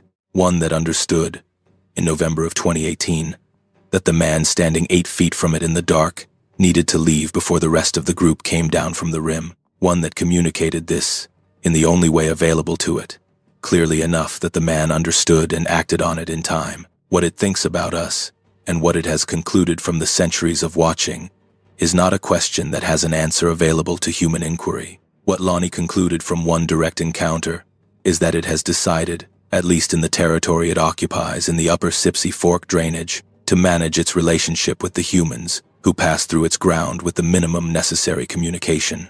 It warns before it forces. It communicates before it acts. It allows the people who recognize the message to leave. This is not goodwill in the sense that goodwill implies warmth or care for the other party. It is something colder and more practical than that. It is the intelligence of a territorial being that understands the costs of conflict well enough to prefer the communication that avoids it. Whatever those in the Sipsey have concluded about the terms on which they and the people who enter their ground can share the same watershed, it is a working arrangement. It is not written down anywhere. It is not formalized. It exists in the behavioral choices the beings make when they encounter humans in their territory, and in the stories that people like Lonnie and Dewey carry in silence afterward, and in the adjustments those people make to their own behavior in response to an encounter they cannot disclose. The Cherokee held this knowledge in oral tradition across generations, passed it through community structures that were designed to maintain it, applied it as practical guidance for everyone who entered the forest. That institutional knowledge is gone. What replaced it is this: an informal and undocumented and entirely fragile working arrangement between a retired county road contractor in Winston County, Alabama, and the most significant undocumented predator on the continent, maintained by a combination of mutual avoidance and, when avoidance fails, the kind of cross-species communication that Lonnie experienced under a sandstone bluff on a November afternoon and has been working to understand ever since. He does not know if the arrangement will hold indefinitely. He does not know what increased recreational pressure on the Sipsey wilderness means for beings whose survival has always depended on the margins of human awareness being wide enough for them to exist inside. He does not know what the continuing incursion of illegal trapping operations into the wilderness area means for the social stability of groups that manage their relationship with the human world with a precision that a cable snare through the flank disrupts catastrophically. He only knows what he saw and heard in November of 2018, and what he heard in August of 2021 from a truck window on the county road, and what both of those things have cost him to carry. Amber eyes in the dark, a warning delivered across a species barrier with nothing but structured vocalization and a directed gaze. Shapes at the rim of a sandstone bluff against the last light of a November sky, descending into the hollow he had just left, and the sound, rising from the hollow floor 40 feet below him, of a group of beings communicating with each other about a conversation that included him, on terms he will never fully know, in a language that no institution in the state of Alabama is equipped to receive. The descent into the hollow on that Thursday afternoon had a quality that Lonnie has tried to describe to himself many times since, and never gotten entirely right in words. The change was not dramatic. It was incremental, the way the light shifts in a room when a cloud crosses the sun. Easy to dismiss each individual step, and suddenly much further along than you realized you had gotten. He had been in that hollow dozens of times across the years. He knew what it sounded like in mid-November. He knew the specific quality of silence that a cold afternoon in a tight bluff hollow produces when the thermals have settled and the wind is not reaching the canyon floor. He knew the difference between that kind of quiet and what was there that afternoon. The difference was in the bottom register, the sounds that are below the threshold of attention in a functioning forest, the constant low-grade presence of small life moving through the duff and the canopy and the log piles. All of it was absent, not diminished. Absent. In its place was a quality the body registered before the mind did, the way the body processes changes in barometric pressure before they produce any identifiable sensation. He was 20 minutes into the hollow and 50 feet below the ridgeline when he noticed that his pace had slowed without any decision to slow it. He was walking more carefully than he had been. His attention had sharpened beyond what efficient movement through familiar terrain normally requires. He stopped and listened, and could not assign any specific cause to the change. He kept moving. The beech ridge that runs along the upper portion of the hollow before the terrain drops sharply into the hemlock zone below produces a specific kind of leaf litter in November. Large, pale leaves gone the color of dry paper, the kind that carry sound in all directions when a boot catches them wrong. Lonnie had learned early in his seasons on this ground to move along the leaf-covered slopes, with his weight distributed differently than on bare ground. His stride shortened, his foot placement careful. He applied this practice automatically that afternoon, the way practice skills apply themselves without conscious instruction. He moved quietly through the beech zone and into the hemlock zone below, where the ground changed character entirely. Under the hemlocks, the accumulated duff of many seasons deadened sound. The light changed too, flatter and cooler under the dense hemlock canopy than it had been on the open beech slope above, the kind of light that a north-facing slope under old hemlocks produces in November, close enough to darkness that the headlamp would have been useful already if he had been inclined to use it. He was not yet. He knew this section of the hollow well enough to move through it without a headlamp for another 20 minutes. The limestone shelf where he first found the blood was a feature he had used as a directional marker for years. A flat outcropping of pale limestone intrusive through the sandstone, maybe 12 feet across and 4 feet above the creek level, the surface water smooth from seasonal flooding, and pale enough to read as a landmark in poor light. He had eaten lunch on that shelf on 2 separate October mornings. He knew its surface well. He saw the blood before he had fully registered that he was looking at the shelf, saw it as a change in the surface texture that resolved into color as he got closer, and knew what it was before he had consciously identified it. He crouched at the edge of the shelf and looked at the pattern. Spatter, droplets with forward momentum, carrying the directionality of a running animal. He oriented himself to the direction the droplets pointed and calculated the approach angle. The animal had come from the north side of the hollow, from the direction of the ridge that ran above Thompson Creek, and had been moving south along the hollow floor, moving fast. The droplets had length to them, stretched in the direction of travel. An animal that was scared and covering ground, not an animal lying down and bleeding into one place. The volume of blood on the shelf was substantial for a deer. He noted this but assigned it to the context of a double lung or heart shot by a hunter on the far side of the ridge, the kind of terminal hit that produces a running animal rather than a dropping one. He began tracking south. The trail held its character for the first 100 yards. Dark blood, intermittent, drying in the November cold to a brown at the edges. He moved along it at a pace that a competent deer tracker uses in difficult terrain, reading 4 or 5 yards ahead for the next indicator, while keeping the current one in peripheral attention, building a continuous picture of the animal's movement, rather than moving from spot to spot in isolation. This was tracking he had done many times. He was comfortable in it. At a point where the hollow floor narrowed and the bluff walls on both sides approached within 30 yards of each other, the trail changed. The first sign was not blood, but an absence. The trail went cold for a 12-foot gap, the spacing between indicators suddenly too wide for the pattern he had been following. He stopped and looked at the ground ahead and to both sides, and found the next indicator on the creek side of the hollow floor, off the direct line of the previous trail, as if the animal had turned sharply and moved toward the water. He followed the offset and found the next indicator beyond it, and realized the animal was no longer moving in a straight line. It was moving in a pattern consistent with an animal that had slowed significantly, that was choosing its path rather than running it. The volume of blood per indicator had increased. He looked ahead into the hemlock zone. The hollow was at its tightest here, the bluffs pressing in from both sides with the overhang beginning to develop on the right wall. The creek squeezed into a slot along the left side between the bluff base and a boulder field. The hemlock canopy, old growth in this section, blocked most of what remained of the afternoon light. His headlamp came on.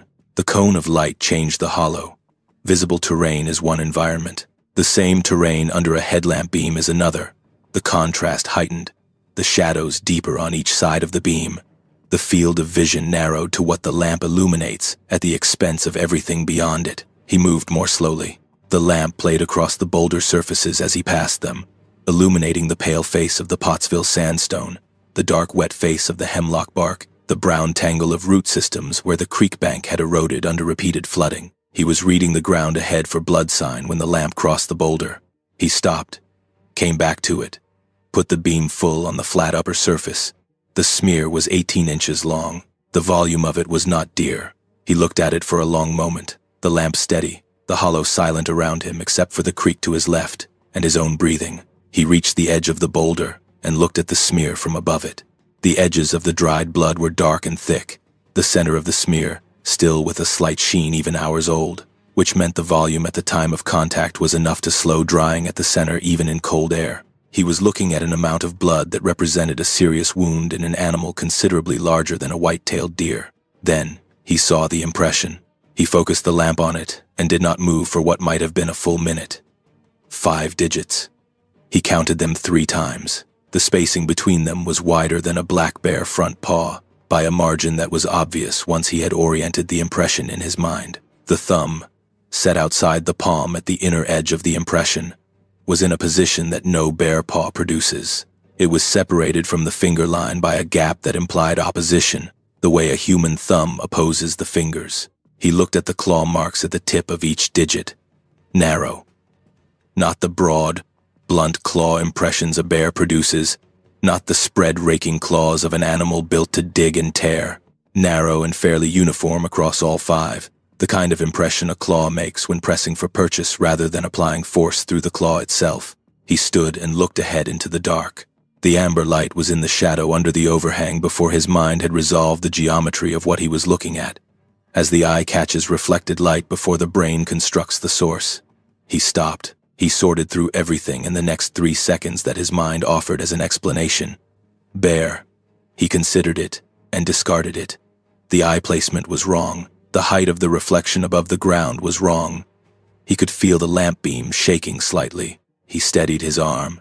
The shape assembled itself in the headlamp beam by increments, the way low-light images compose themselves, the most reflective surfaces first and then the structures around them. Amber eyes, a body upright against the sandstone bluff, the wound along the left flank, the matted fur, the pooled blood on the ground beneath, the ears, upright and pointed, tracking the light.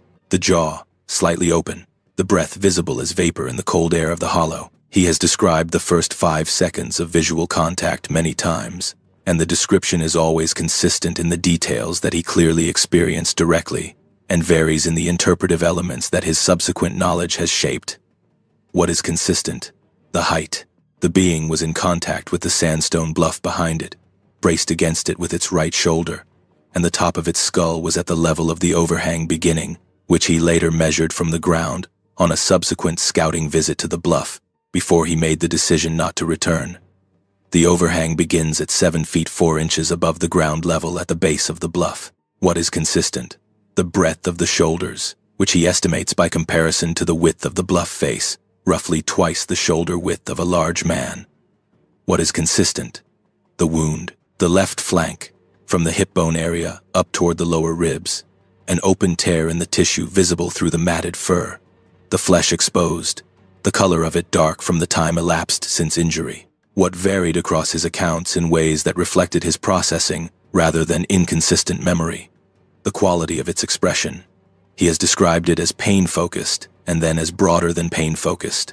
He has described it as watching him with predatory calculation and then corrected himself and said calculation was not the right word for it. He has described it as looking at him the way a reasoning thing looks at what it has already categorized and is no longer deciding about. That last version is the one he returns to most consistently, and the one that seems to most accurately reflect what he experienced in the moment, before the rational mind started working on it. He did not raise his rifle. He has given this fact consistent weight in every account. The weapon was there. He was carrying it, loaded, with his hand on the forestock the way he always carried it in the lower section of the hollow. He had a clear line to it. He was a competent shot at that range and under those conditions, and his hands did not move. He describes it as the absence of the impulse rather than the suppression of an impulse he had.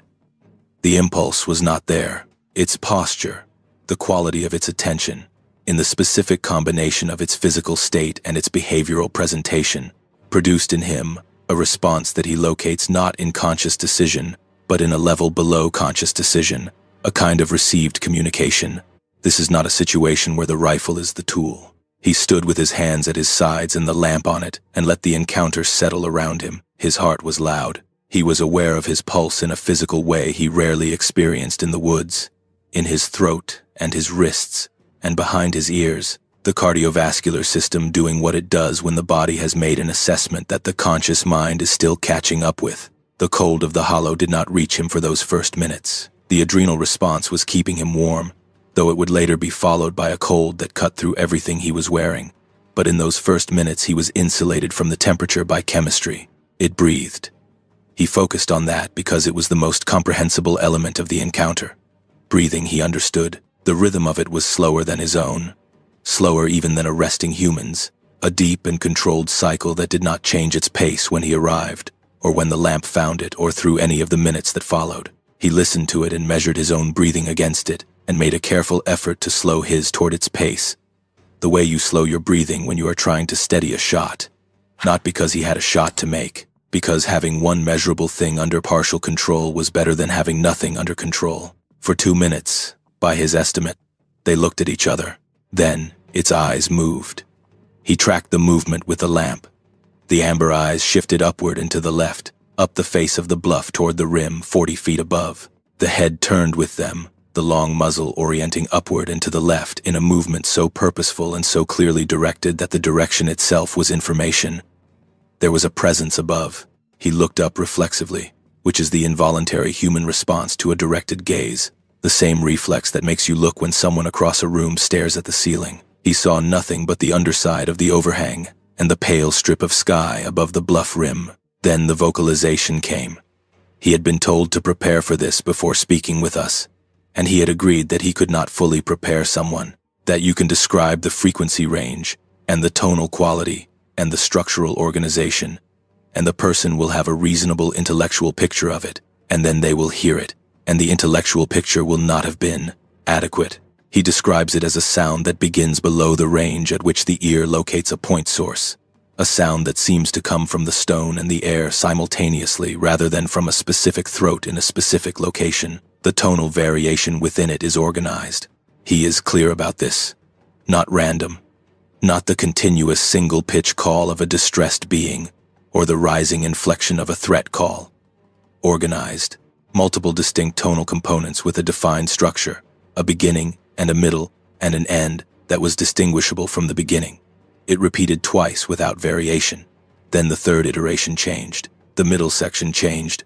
The ending changed. The beginning stayed the same and then shifted. He had no framework for it. He stood in the cone of his headlamp in the cold hollow and listened to structured sound produced by a thing he had no name for 8 feet away from him, and he did not run. Its eyes came back to his face when the vocalization ended. For a moment the amber eyes held him, then they moved to the rim above, then back to him. He watched this happen. The sequence repeated. Rim, him. Rim, him. Each individual movement measured and paced.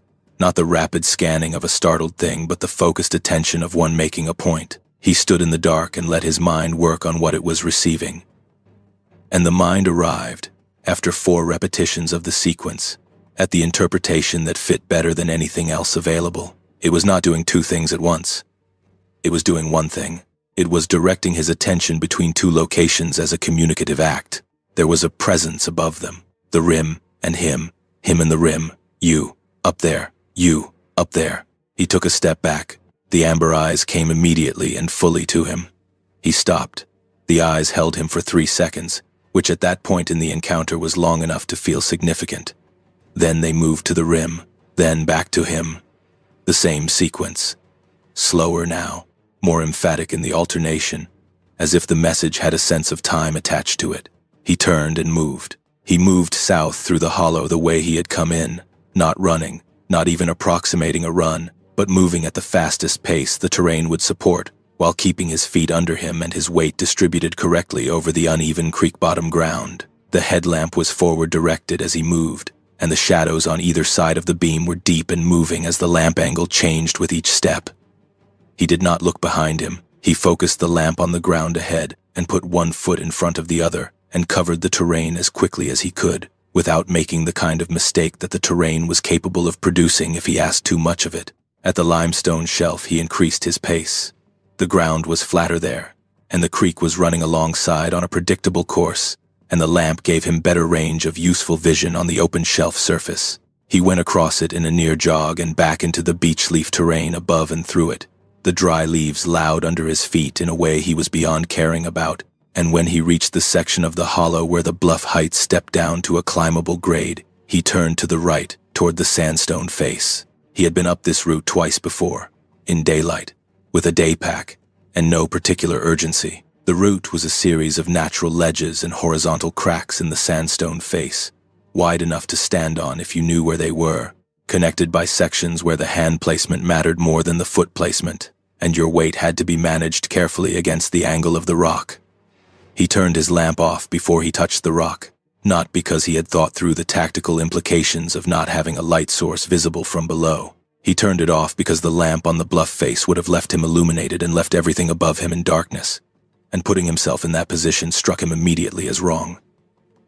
He went up in the dark, his hands on the sandstone, which was cold and slightly damp with the perpetual seep of moisture through the rock, rough and real, grounding him in the physical task, his feet finding the ledge placements from memory, each one a decision point, each one requiring a second of careful assessment before committing weight.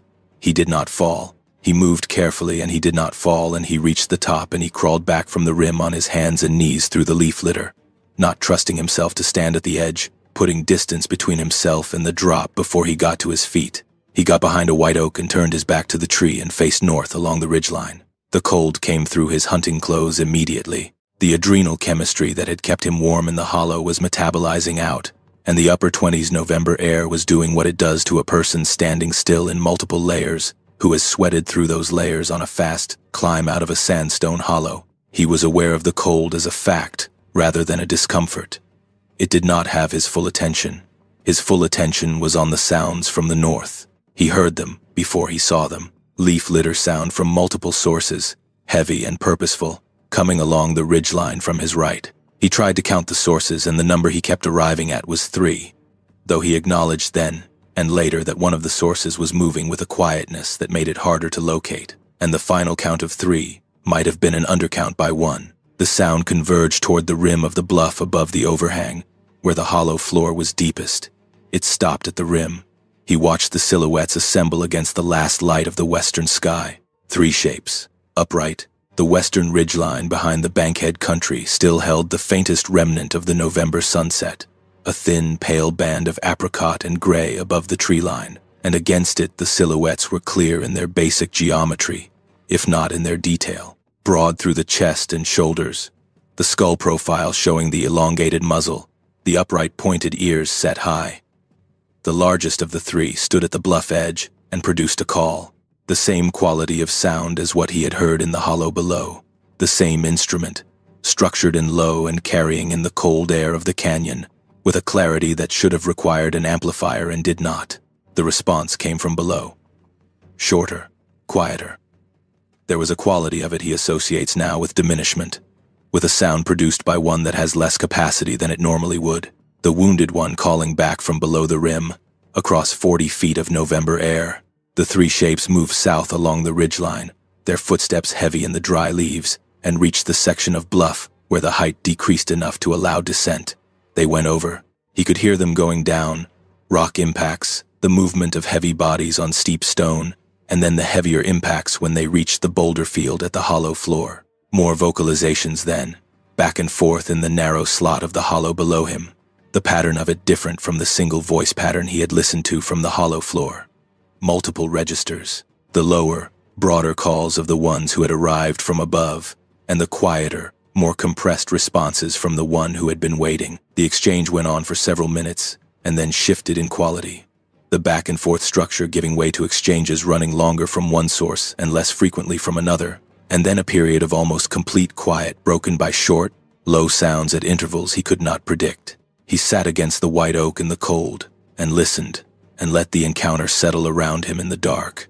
The cold, by 20 minutes in, was working through the layers in earnest. His feet were the first thing to go, the thermal insulation of his hunting boots insufficient for standing still in upper 20s air after a physical exertion that had burned through much of his body heat. He flexed his toes inside the boots at intervals, and shifted his weight from foot to foot and told himself he was going to stay another 10 minutes after the last vocalization he heard from the hollow. He stayed 30. When he finally stood and moved north along the ridgeline, the quiet of the woods was the original quiet of a forest at rest, not the strained absence of the hollow below the bluff. The thermals had settled in the cold evening air. A barred owl called once from the hollow to the south, the first bird sound he had heard in hours, and the call had the quality of the woods returning to themselves. He went north along the ridgeline until the back slope opened into gentler timber, and he angled down through the hardwoods toward the creek and picked up the Forest Service trail and followed it out.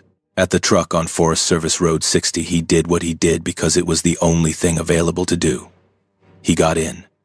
He put his rifle on the back seat. He sat with his hands on his thighs in the dark cab and let the encounter come to rest inside him, the way a stone thrown into still water eventually stills the water again. The windshield fogged slowly from the inside. He did not start the engine for a long time.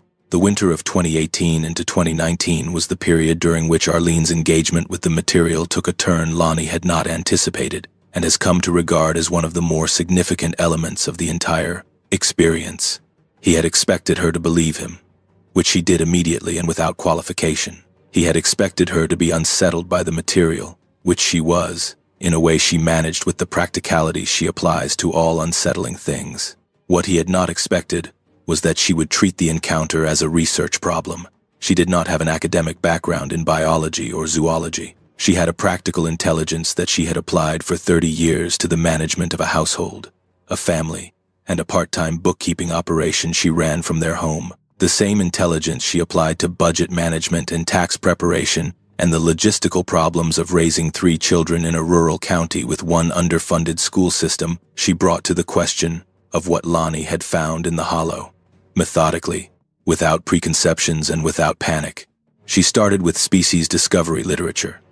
She read about the discovery of the okapi in 1899, a large forest ungulate in the Congo that European science had no knowledge of, while the indigenous Mbuti pygmy people, who lived alongside it, knew it thoroughly. She read about the coelacanth, a fish genus believed extinct for 65 million years, and rediscovered alive off the South African coast in 1938. She read about the giant squid, the saola of Vietnam, the indri of Madagascar, species that the Western scientific enterprise either missed entirely for centuries or classified incorrectly and later revised. She was building a framework. She was establishing that the failure to recognize a species is a normal scientific failure with a long and well-documented history, not a theoretical possibility being used to explain away discomfort. She moved from species discovery to interspecies communication, not the popular science versions of it.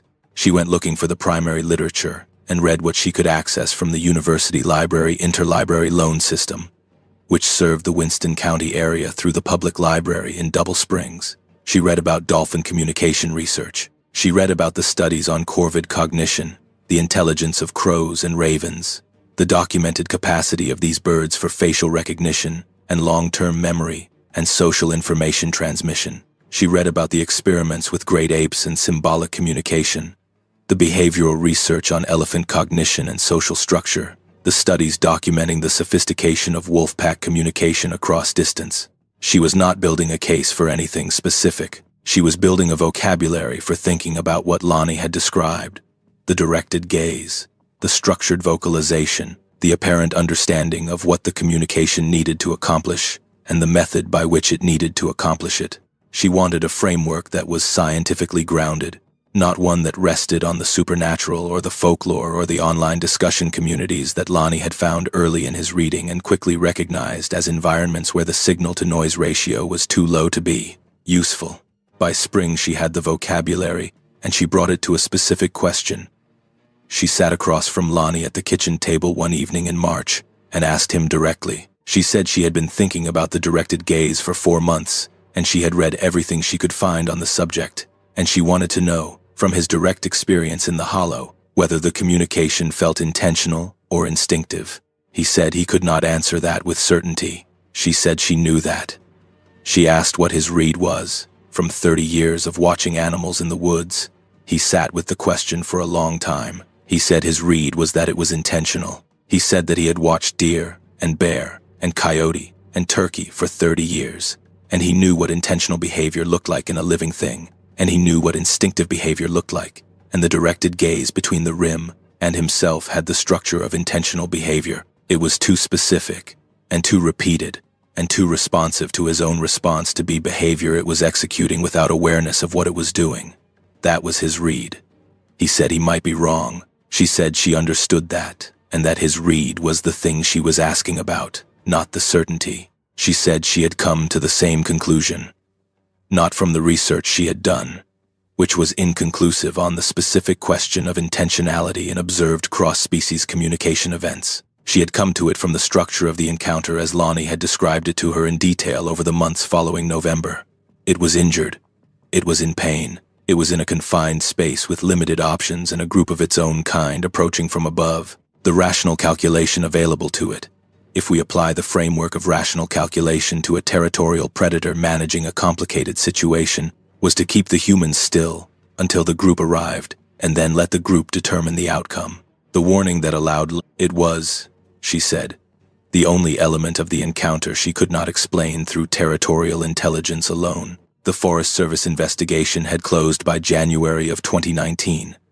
The incident report was filed with the bare attribution. The illegal snare was catalogued, and the violation was referred to the appropriate enforcement division for follow-up, which in practice meant a file was generated, and a notice was sent to the district law enforcement coordinator, and the case sat in a queue that contained more cases than the staff available to work them. Nobody came back to the hollow.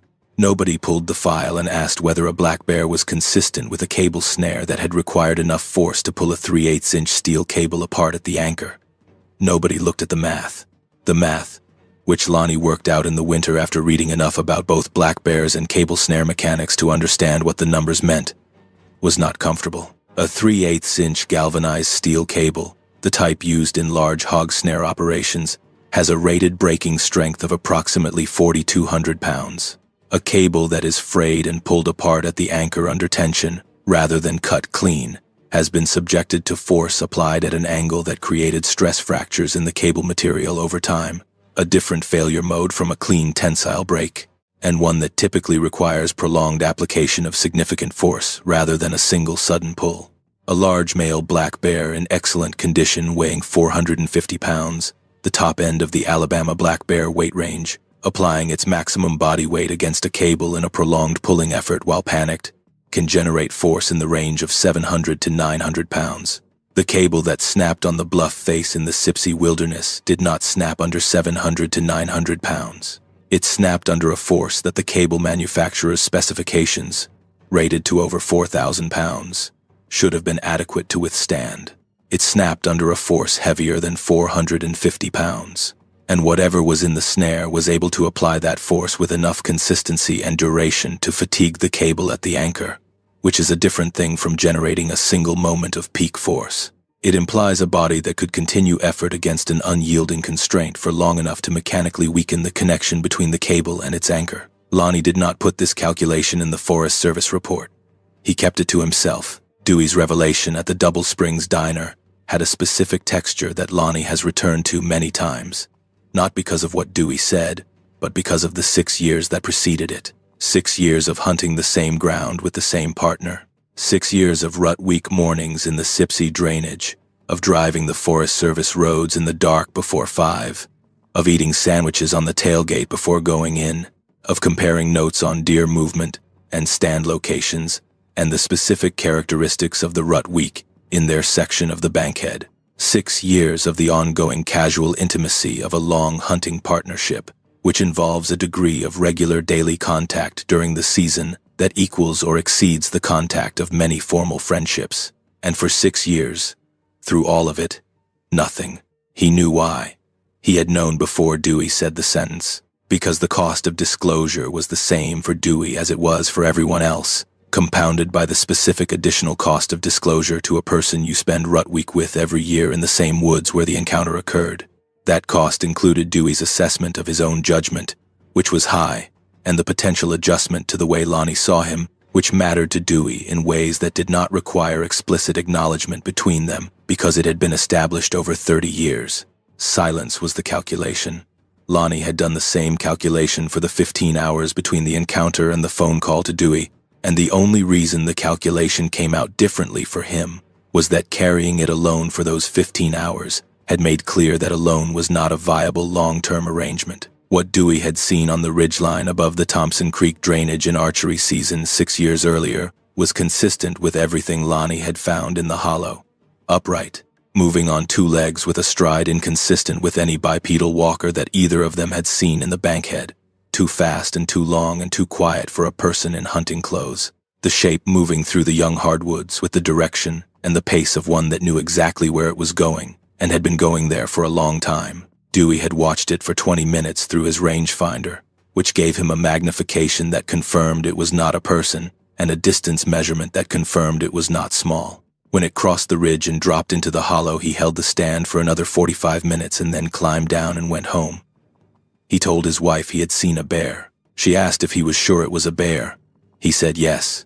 The alignment between the two accounts, separated by 6 years of independent silence, across a drainage they had both hunted for decades without discussing the specific quality of what the drainage contained, was the thing that settled it for Lonnie more than any external research.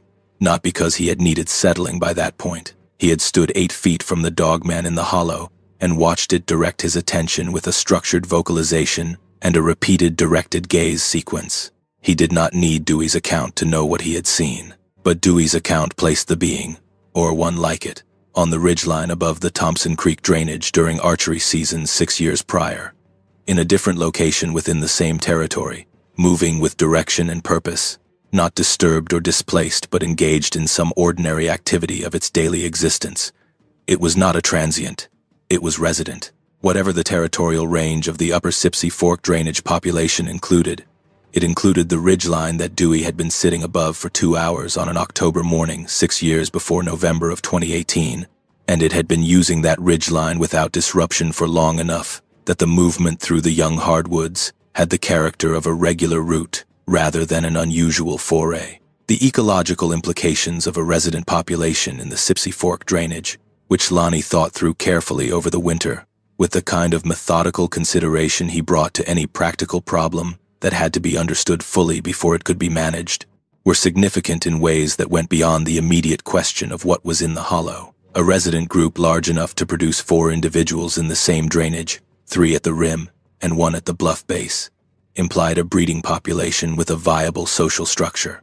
Viable social structure in a territorial predator implies a home range large enough to support the group's nutritional requirements, which in the case of an apex predator of the size he had observed in the hollow would have been substantial. It implied access to water, which the Sipsey Fork drainage provided across its full length. It implied shelter, which the rockhouse overhangs of the Pottsville sandstone bluffs provided across miles of the gorge system. It implied a prey base adequate to sustain the group, which in the Bankhead's recovering ecosystem included white-tailed deer in good numbers, feral hogs in variable numbers across the drainage, and the black bear population whose recovery program was producing growing numbers in exactly the kind of deep hollow habitat that the group in the Sipsey Fork drainage appeared to be using as core territory. He also thought about the wild and scenic designation in a way he had not thought about it before the encounter. The Sipsey Fork's wild and scenic designation was exactly the kind of protection that the group in the drainage required, whether or not the protection had been designed with them in mind. The designation prevented the kind of channelization and impoundment and industrial water use that would degrade the creek habitat. The wilderness designation prevented motorized access to the interior. The combination of the two frameworks created, without intending to, a protected zone around what appeared to be core habitat for a species that had no formal protection because it had no formal recognition. The management plan's blind spot was, in this case, accidentally producing the right outcome. The beings in the Sipsey Fork drainage were benefiting from a protected area that had been designated specifically to protect resources that the plan's authors did not know were there. He found this darkly ironic in a way he could not fully articulate. The protections that happened to be covering them were the product of lobbying and environmental advocacy, and federal legislation aimed at protecting the river and the wilderness character of the gorge system for the benefit of the humans, who valued those things, not for the benefit of the things that actually lived in the deepest parts of the gorge and had been using the rockhouse overhangs as shelter for longer than the concept of a national forest had existed. The protection was accidental. Its continuation was contingent on the continued relevance of the human interests that had produced it, and none of the people who maintained and renewed and defended those protections had any knowledge of the most significant reason the protections mattered. Lonnie's retirement, which came about 2 years after the August 2021 county road encounter, was formally the product of the contractor's decision to wind down operations and the terms of the separation agreement that resulted. Those terms were reasonable, and the timing was not entirely unwelcome, and he accepted them without prolonged negotiation. He does not claim definitively that the encounter history in the Sipsey Fork drainage was the reason.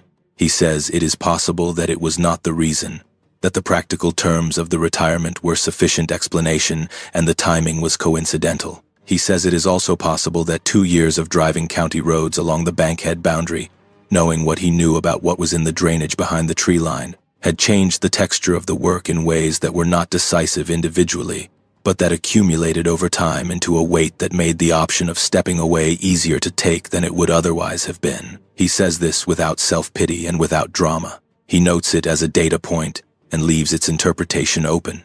What he is not open about is the question of the sun. He is clear about this. He considers it regularly and he has not found a resolution to the ethical arithmetic that satisfies him, and he does not expect to. The argument for telling his son is the simple one. An adult person who hunts terrain that contains an undocumented apex predator has a right to information that would alter his behavior in that terrain, and a parent who has that information and withholds it is making an ethical decision that is difficult to defend, regardless of the motive. Lonnie does not dispute this. He understands the argument in full. What he disputes is the conclusion the argument points toward. He knows his son. He knows the specific texture of his son's response to a challenge, which has been consistent since his son was 12 years old and has not moderated substantially in the years since. His son is not the kind of person who receives information about an undocumented apex predator in territory he hunts regularly and adjusts his behavior by avoiding that territory. His son is the kind of person who receives that information and begins planning a way to get more information.